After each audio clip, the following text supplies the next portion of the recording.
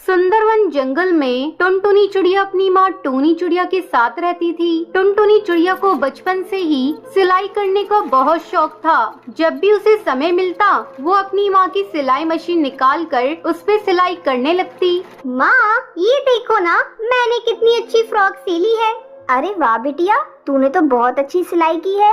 लेकिन बेटा, तू अपनी पढ़ाई पर भी ध्यान दे। मैं तुझे एक बड़ी अफसर बनाना चाहती हूँ। तेरी परीक्षा होने वाली है और तू सिलाई करने में लगी रहती है। माँ, मुझे सिलाई करना अच्छा लगता है। मैं पढ़ाई के साथ साथ सिलाई करना भी सीखूंगी। मैं कुछ नहीं जानती। आप मेरा दाखिला किसी सिलाई सेंटर में करवा दो। ठीक है टुनटुनी, जब तेरा इतना ही मन है तो मैं तेरा दाखिला किसी सिलाई सेंटर में करा देती हूँ। अगले दिन टूनी चिड़िया टुनटुनी का दाखिला एक सिलाई सेंटर में करवा देती है। अब टुनटुनी पढ़ाई के साथ साथ सिलाई भी मन लगाकर सीखने लगती है। कुछ ही दिनों में टुनटुनी की स्कूल की पढ़ाई हो जाती है। एक दिन टूनी की सहेली बबली कबूतरी उसके घर आती है। अरे टूनी, ओ टूनी, कहाँ है? जल्दी आ। तब टुनटुनी चिड़िया कहती है, आंटी, वो माँ घर पर नहीं है, पड़ोस में गई है। आप बैठिए, मैं उन्हें अभी बुला कर लाती हूँ। तुम टुनटुनी हो ना? कितनी बड़ी हो गई है। जब मैंने तुझे देखा था उस समय तू बहुत छोटी थी। पहचाना मुझे? मैं तेरी बबली आंटी हूँ। टुनटुनी, तू जाकर अपनी माँ को बुला ला। टुनटुनी चिड़िया पड़ोस में अपनी माँ को बुलाने के लिए चली जाती है। थोड़ी देर बाद टुनटुनी चिड़िया अपनी माँ को लेकर घर आती है। अरे बबली कबूतरी, तू कब आई? टुनटुनी, तू जाकर चाय बना ला। फिर टूनी चिड़िया बबली कबूतरी से बातें करने लगती है। बबली कबूतरी टूनी से कहती है, टूनी, तेरी बेटी बहुत प्यारी है। मैं इसे अपने घर की बहू बनाना चाहती हूँ। मेरा बेटा बंटी एक वकील है और उसके लिए मुझे तेरी बेटी जैसी ही एक संस्कारी बहू चाहिए थी। तेरी बेटी मुझे बहुत पसंद है। तुझे इस रिश्ते से कोई एतराज तो नहीं है ना? नहीं नहीं बबली कबूतरी, ये तुम कैसी बातें कर रही हो? मुझे इस रिश्ते से कोई एतराज नहीं है। मैं लाख कोशिश करके भी इतना अच्छा रिश्ता ढूंढ नहीं पाती। जल्दी टुनटुनी चिड़िया और बंटी कबूतर की शादी हो जाती है। शादी के कुछ ही दिन में टुनटुनी चिड़िया एक बच्चे की माँ बन जाती है। ससुराल में सभी लोग उससे खुश थे। एक दिन बंटी कबूतर टुनटुनी चिड़िया से कहता है, टुनटुनी, आज ऑफिस में कुछ ज्यादा ही काम है। मैं रात को देर से घर लौटूंगा, तो मेरा इंतजार मत करना। इतना कहकर बंटी कबूतर वहाँ से चला जाता है। लेकिन थोड़ी देर बाद कालू कौआ तेजी से उड़ता हुआ उसके घर आता है। गजब हो गया टुनटुनी बहन। जब बंटी कबूतर अपने ऑफिस जा रहा था तब एक बाज ने उस पर हमला कर दिया, जिसमें उसकी मौत हो गई। इतना सुनते ही टुनटुनी चिड़िया रोने लगती है।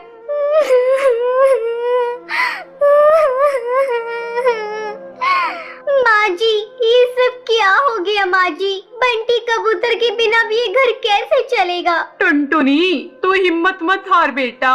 ऊपर वाले की मर्जी के आगे किसी की नहीं चलती। इस तरह कुछ दिन गुजर जाते हैं। टुनटुनी चिड़िया अपना दुख भुलाकर सिलाई का काम करना शुरू कर देती है। आस पड़ोस के पक्षी उसके पास अपने कपड़े सिलवाने के लिए आने लगते हैं। एक दिन हरी काकी उससे कहती है, टुनटुनी, तू तो इतनी अच्छी दर्जी है, इसके बारे में तो मुझे पता ही नहीं था। कम पैसों में बहुत अच्छे कपड़े सिल देती है। तू ऐसा कर, अपना एक बुटीक खोल ले। हाँ काकी, आपका सुझाव बहुत अच्छा है। मैं जल्दी ही अपना बुटीक खोलूंगी, लेकिन इसके लिए पहले मैं माँ जी से इजाजत लूंगी। हरी काकी के जाने के बाद टुनटुनी चिड़िया अपनी सास से बुटीक खोलने की इजाजत मांगती है। माँ जी, क्यों ना मैं अपना एक बुटीक खोल लूं? इससे अच्छी कमाई हो जाएगी। ठीक है टुनटुनी, तुझे जो अच्छा लगे वो कर। तू अपने बुटीक का अच्छे से काम कर, मैं तेरे बच्चे को संभाल लूंगी। जल्द ही टुनटुनी चिड़िया अपना बुटीक खोल लेती है। अब उसकी कमाई पहले से दुगनी हो गई थी। इस तरह टुनटुनी चिड़िया खुशी खुशी अपनी जिंदगी बिताने लगती है। टुनटुनी नाम की धोबन अपने पति बंटी के साथ धोबी घाट पर काम किया करती थी। टुनटुनी और बंटी की जिंदगी में खुशियों की कोई कमी नहीं थी। उनके पास जितना अनाज होता था वो उसमें गुजारा कर लेते थे। एक दिन बंटी अपनी पत्नी टुनटुनी को कहता है, टुनटुनी, जब से तुम मेरी जिंदगी में आई हो मुझे ऐसा लगता है मेरे सारे दुख और दर्द कहीं चले गए हैं। हाँ जी, ये तो आपका बड़प्पन है। मैं तो आपसे शादी करके बहुत सुखी हूँ। बस मेरी जिंदगी में एक ही कमी लगती है, काश वो भी हो जाए। इतना ही कहकर टुनटुनी चुप हो जाती है। टुनटुनी, मुझे पता है तुम किस बारे में बात कर रही हो, लेकिन नसीब के आगे किसका चला है। भगवान जो चाहता है वही होता है।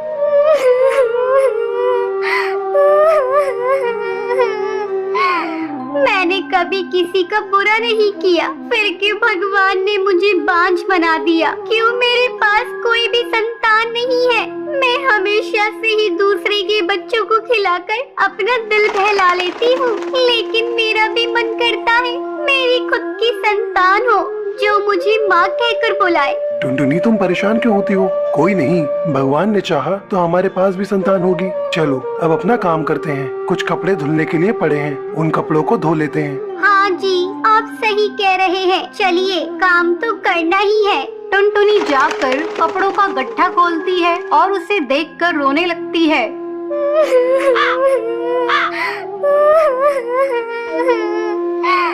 क्या हुआ टुनटुनी, तुम रो क्यों रही हो? अजी इधर आइए, ये देखो कितने सुंदर सुंदर बच्चों के कपड़े हैं। वो बच्चा कितना सुंदर होगा जो इनको पहनता होगा।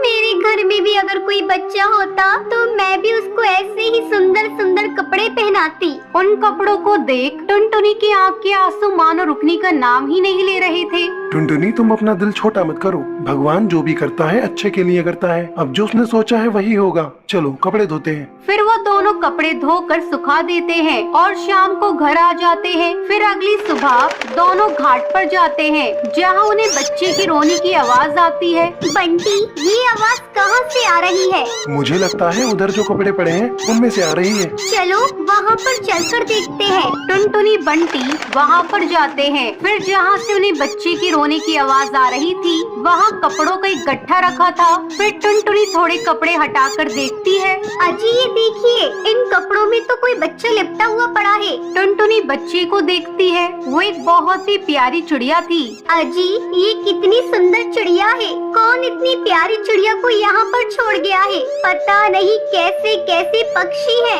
कोई बच्चे को तरसता है तो कोई बच्चे को छोड़कर चला जाता है। खैर जो भी हो, अब से ये बच्ची हमारी है। हो सकता है भगवान ने तुम्हारी सुन ली हो और ये बच्चा तुम्हें दे दिया हो। फिर बंटी जैसे ही बच्चे के नीचे पड़े कपड़ों को उठाता है तो वो देखता है उसके नीचे बहुत सारे पैसे पड़े थे। अजी ये इतने सारे पैसे इस बच्ची के साथ कौन छोड़ गया? शायद जिसने इस बच्ची को छोड़ा है उसने ही इसकी परवरिश के लिए पैसे छोड़े हैं। पर कोई ऐसा क्यों करेगा? मेरी तो समझ में नहीं आ रहा है कि कोई ऐसा क्यों करेगा। लेकिन कोई ऐसा करके गया है। चलो ये पैसे इस बच्ची के लिए ही है, तो बच्ची के काम ही आने चाहिए। टुनटुनी और बंटी बच्ची को घर ले जाते हैं और बच्ची को अच्छे अच्छे खिलौने लाकर देते हैं और बहुत अच्छा खाना भी खिलाते हैं। बच्ची भी अब धीरे धीरे बड़ी होने लगती है। एक दिन टुनटुनी बंटी से बोलती है, अजी अब हमारी बच्ची बड़ी होने लगी है, हमें इसको अच्छे से स्कूल में पढ़ाना चाहिए क्योंकि ये बहुत ही चतुर है और कितनी सुंदर लगने लगी है। टुनटुनी, चाहता तो मैं भी यही हूँ, इसको अच्छे से अच्छे स्कूल में पढ़ाना। लेकिन तुझे तो पता ही है हमारी इतनी कमाई नहीं होती कि अपनी बेटी को अच्छे से स्कूल में पढ़ने के लिए भेज दें। लेकिन कुछ भी हो, मैं अपनी गुड़िया को उस स्कूल में जरूर पढ़ने भेजूंगा और एक अच्छी चिड़िया बनाऊंगा।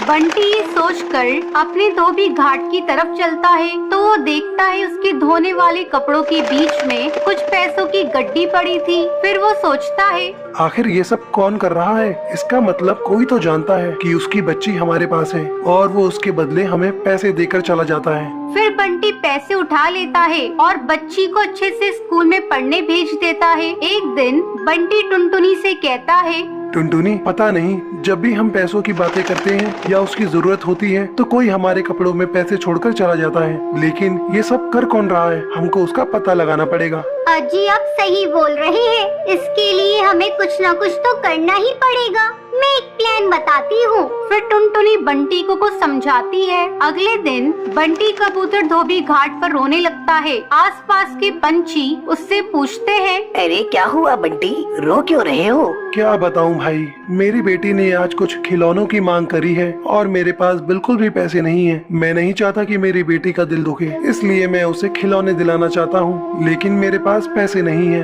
अरे कोई बात नहीं बंटी, तो तेरे पास थोड़ा बहुत पैसा है, उसी से अपनी बेटी को खिलौने दिला दे। वो छोटी है ऐसे ही खुश हो जाएगी। इतना कहकर सब पंछी वहाँ से चले जाते हैं। फिर रात होने पर टुनटुनी और बंटी देखते हैं एक पक्षी उनके कपड़ों के पास कुछ रखकर जा रहा है। टुनटुनी और बंटी उसे पकड़ लेते हैं। अरे भाई भाई, अरे तुम कौन हो और क्यों हमें हमेशा ऐसे ही पैसे देकर चले जाते हो? अगर तुमको बच्चा पालना ही था तो तुम खुद क्यों नहीं पाल लेते?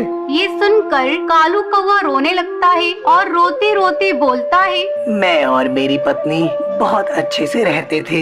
मैं उसको बहुत प्यार करता था, लेकिन ये बात मेरे घर वालों को अच्छी नहीं लगती थी, तो उन्होंने हमें घर से निकाल दिया। जैसे ही मेरी बेटी का जन्म हुआ तो उसकी माँ इस दुनिया को छोड़कर चली गई। कुछ दिन तो मैंने अपनी बच्ची की परवरिश की, लेकिन ये मुझसे नहीं हो पा रहा था। ये आपकी बच्ची है, फिर आपने अपनी बच्ची को हमें क्यों दिया? मैंने एक दिन यहाँ टुनटुनी बच्ची के लिए तड़पते हुए रोते हुए देखा। फिर मैंने सोचा कि आपको संतान की जरूरत है, इसलिए चुपके से बच्ची को यहाँ छोड़ गया। और जैसा मैंने सोचा था बिल्कुल वैसा ही हुआ। मैं जरूरत पड़ने पर पैसे देकर जाता हूँ, जिससे मेरी बच्ची की परवरिश में कोई कमी ना आए। मैं आप लोगों से हाथ जोड़कर बोलता हूँ कि मेरी बच्ची को कभी भी ये मत बताना कि मैं उसका पिता हूँ, वरना वो मुझसे नफरत करने लगेगी।